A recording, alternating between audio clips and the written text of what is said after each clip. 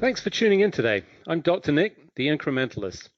Join me as I seek out the small incremental changes being applied in other industries that we can learn from and that can be applied in healthcare. Can these changes bring immediate value, but also add up to the big improvements and revolution we need in healthcare? Come along with me to explore the possibilities. My innovative guests from around the globe have used small incremental improvements to achieve their moonshot. And today I'm delighted to be joined by Dr. Andrew Mellin. He is the Vice President and Chief Medical Information Officer at Surescripts. Andrew, thanks for joining me today. Thanks, Nick. It's really wonderful to be here, and it's great to catch up with you. So I've known you for a long time, long storied history in this space, particularly at the intersection between healthcare and technology, but our listeners don't. If you would, tell us a little bit about your background, how you arrived at this point, and, some of the steps, because you've had some interesting points in your career that lead up to this point. Sure. Well, by background, I'm an internist. I worked for many years part-time as a hospitalist, but now for over 20 years, I have been in health information technology. I started at a small startup many years ago that built one of the first web-based connected EHRs. Spent a number of years at McKesson and some of their EHRs and analytic solutions. I've also spent time implementing an EHR at a large health system. And most recently, I've been at Surescripts. So I've been here a little over 3 years as a Chief Medical Information Officer. And a big part of my role is bringing the physician voice to everything we do here, helping understand the workflows, the challenges, sort of the opportunities and places we can help to all of our solutions, to all of our concepts that we're focused on at Surescripts. So if you would, Surescripts has been around for a long time, but I don't know that it's always clear to everybody what they do in the industry. If you could, tell us a little bit about the background before we dive into some of the areas of focus for you. Yeah, as you said, Surescripts has been around now for over 20 years, and we serve the nation with simpler, trusted health intelligence sharing. And to give you a sense of what that means and the scale of what we do, we connect more than 2 million healthcare professionals and organizations with trusted healthcare intelligence for over 99% of American patients. And our solution set is focused on two areas. One is we focus on enhancing prescribing, and we do this by simplifying the intelligence sharing for safer, more affordable prescriptions. We help those prescribers at the point of care make better decisions based on that patient's benefit design, helping streamline prior authorization, and helping that communication with the pharmacy and the pharmacy benefit managers. We also inform care decisions by arming healthcare professionals with patient intelligence.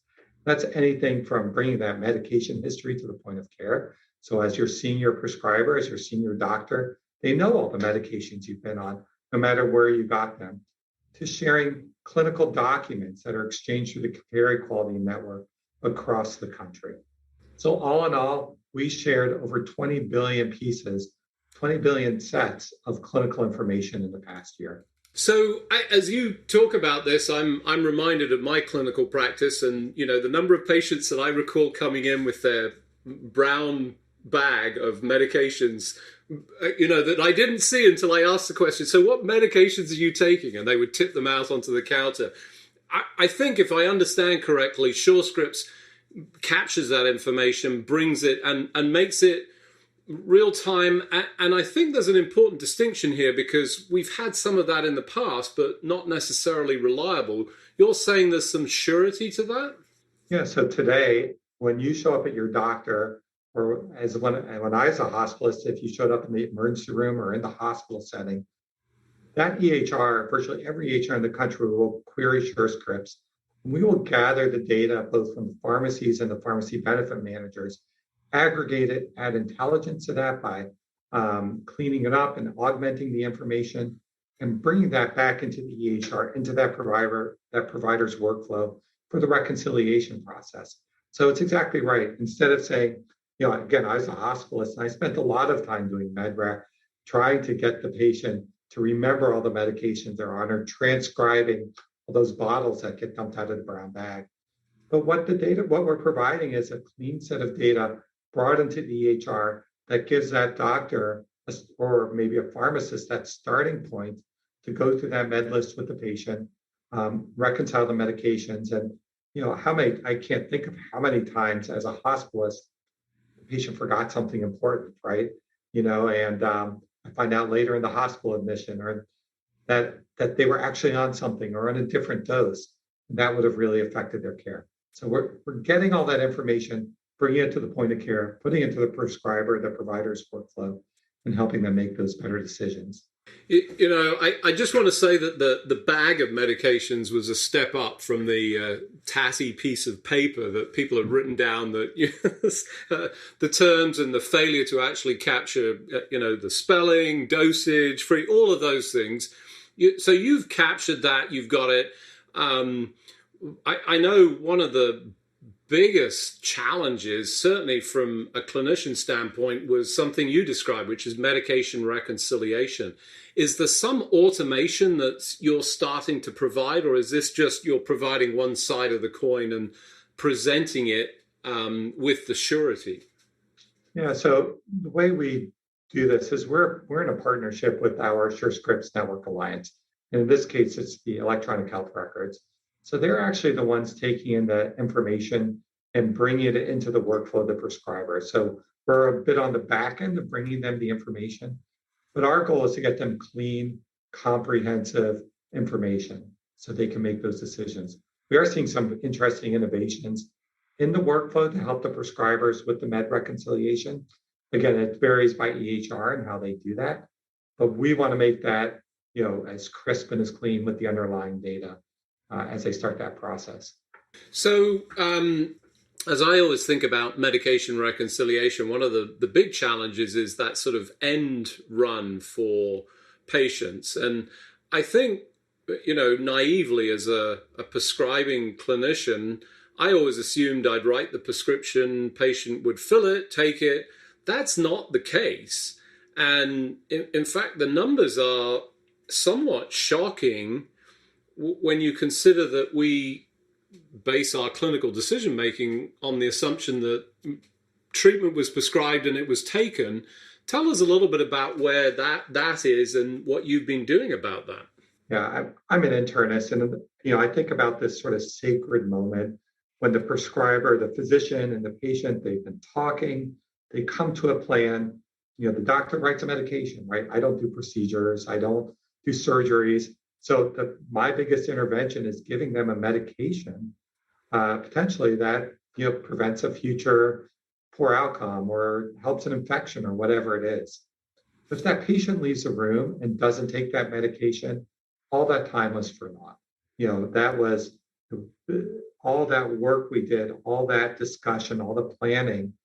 It doesn't matter because that key intervention of taking the medication never happens.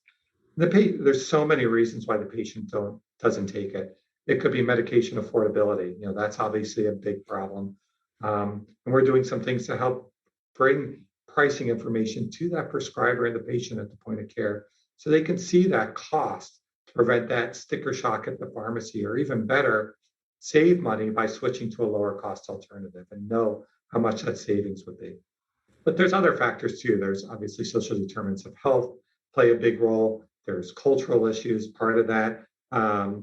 There is even transportation of getting to the patient to pharmacy. It is exciting to see a lot of the innovations in the area. I think when I was training, we never thought about sort of what happens after you wrote the medication. You just wrote it. It's like an order and you just expected it to happen. But today we know that that's not the case. 20 to 30% of the time medications aren't filled. 50% of the time medications aren't taken as expected.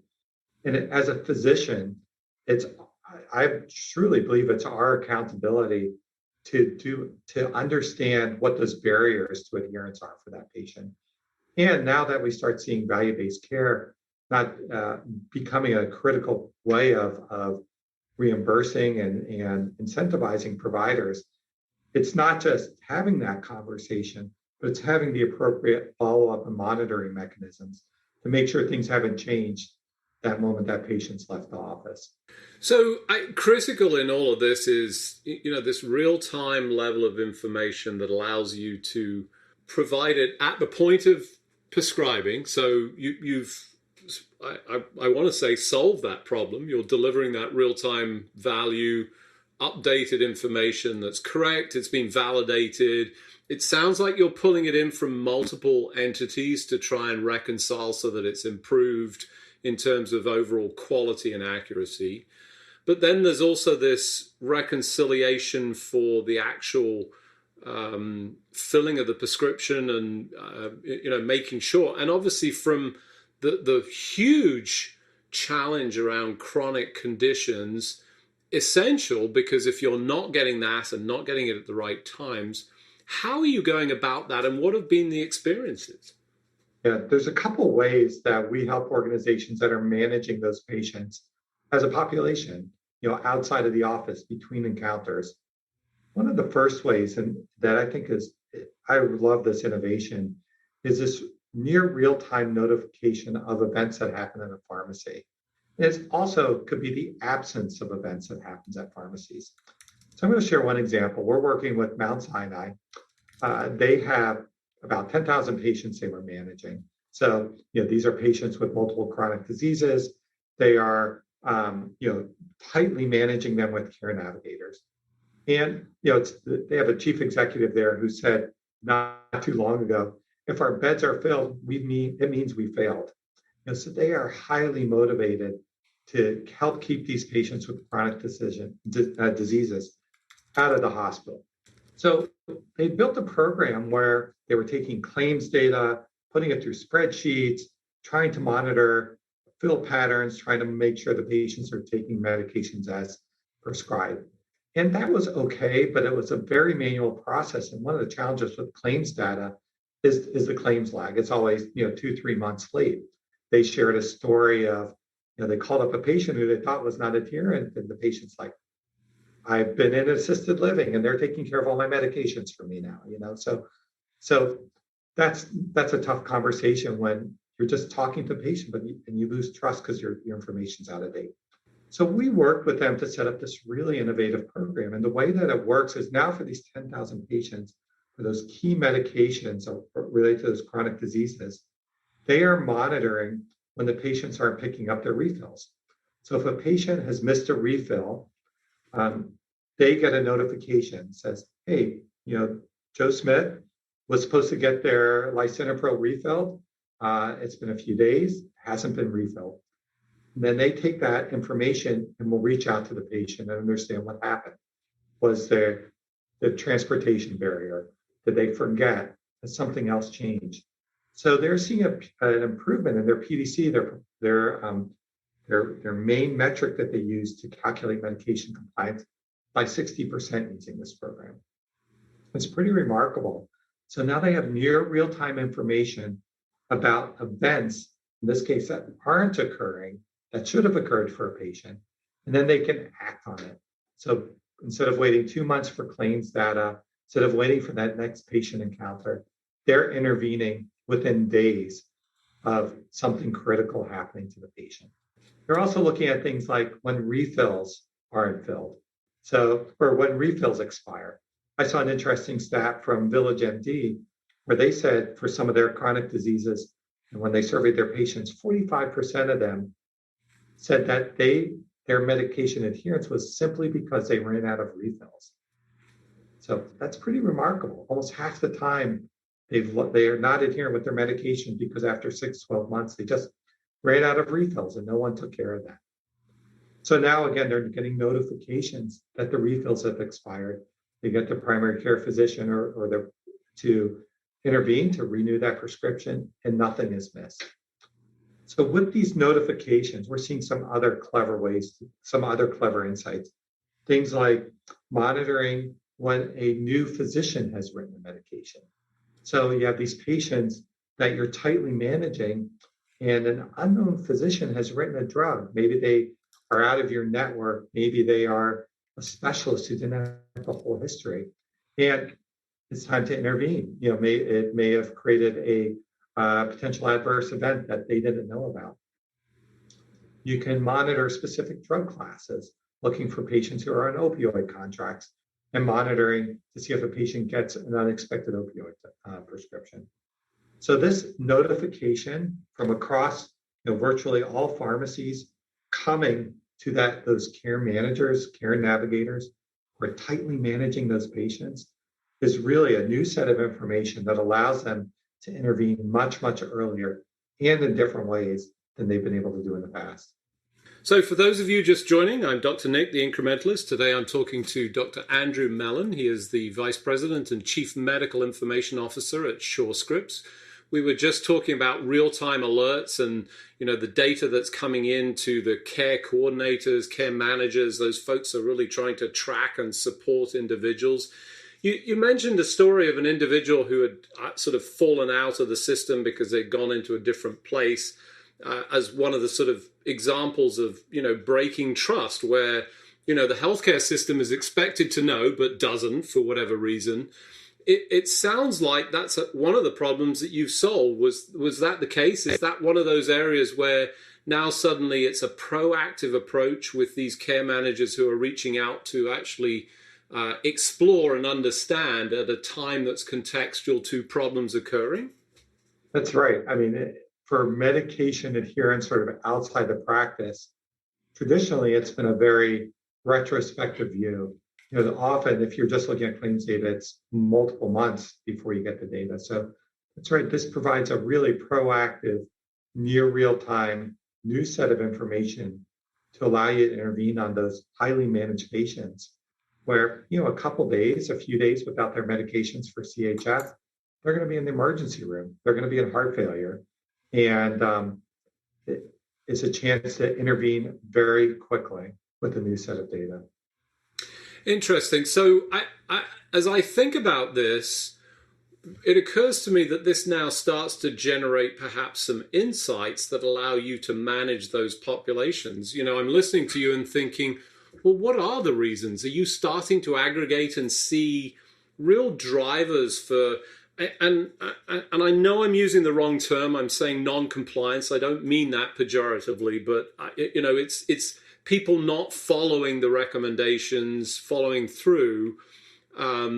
We use this term non-compliance, but I think it's not the right one. But why is that happening, and what are you able to do about that? Yeah, there are truly multiple reasons for non-compliance or non-adherence. One of the biggest and often the biggest reasons is cost. So there is data, studies that show for every $10 that the price of a medication goes up at out-of-pocket cost, the higher the likelihood that the patient's going to come to the pharmacy and not pick it up. I know I had a personal experience where I took my son to a pediatrician. He had really bad allergies. Being the smart doctor I am, I suggested a medication, and she's, I think, rolled her eyes a little bit and also prescribed something else. And I showed up to the pharmacy, and his allergy medication that I suggested was over $100. And the one she suggested was, a few dollars. But that kind of information, an allergy medication, no big deal, right? He's sneezing a little bit more. But if that's your hypertension or diabetes medication, you're at the doctor's visit, again, you have this discussion, you show up to the pharmacy and it's $500 for your diabetes medication with some of these new classes. And if it's off formulary, that's possible. What's going to happen? Well, you may just walk away. You may have to make some really hard choices between filling that medication or paying for your food for the month, or skimping on some school supplies or other things that are really important. You may cause a lot of delays in the process and ask the pharmacist to see if there's something different for you. None of those are good experiences and none of those are good outcomes. And so one of the other things we're doing is bringing that pricing information, that out-of-pocket cost at the time of the prescribing. So the way that works is as a patient shows up, as a doctor, you can imagine you type in your medication and the EHR, the dose, what pharmacy it's going to. Within a second or two, the EHR is returning what the patient will pay at the pharmacy. So you know the exact cost for them. You also know if it's less expensive, maybe to do a 90-day supply versus 30. Some patients have different benefit plans associated with that, or maybe mail orders cheaper for some of the chronic medications. And you'll also get alternatives. So, some of these diabetes medications, there's some of these new ones that work really well, but there's multiple drugs in the same class, and one may be a whole lot less expensive on your benefit plan. Doctors can kind of get some insights on that from the formulary information, but this gives you that exact thing. So you can have that conversation with the patient and say, this is going to cost you $50, and I think it's the right drug. Is that going to be a challenge for you? If the patient comes in asking for medication like I did, the doctor could say, well, that's going to be $150, but an alternative is 10. Would you rather have that? And of course I would have said yes. So it's really changing the discussions, changing the opportunity to prevent those non-adherence by bringing that price information at the point of care with the provider and the patient, so they can have that discussion and there are no surprises at the pharmacy. That's the biggest thing that you can do. So, I mean, clearly great opportunities to improve, closing the loop, getting people to receive the appropriate care, the appropriate treatment. Some of these things feel like they're out of your control, the pricing elements. You're obviously bringing information in, and, you describe cost as the primary driver. I'm sure there are others. As you think about this, you've had some experience now with, that cohort of patients. What are you excited about coming into the future? Yeah, I think there's a few things that I'm excited about coming into the future. One, I'll share two or three. One is we see more and more organizations taking on population health. They now have more and more sophisticated tools to take a complete set of data and help them identify who they need to intervene on.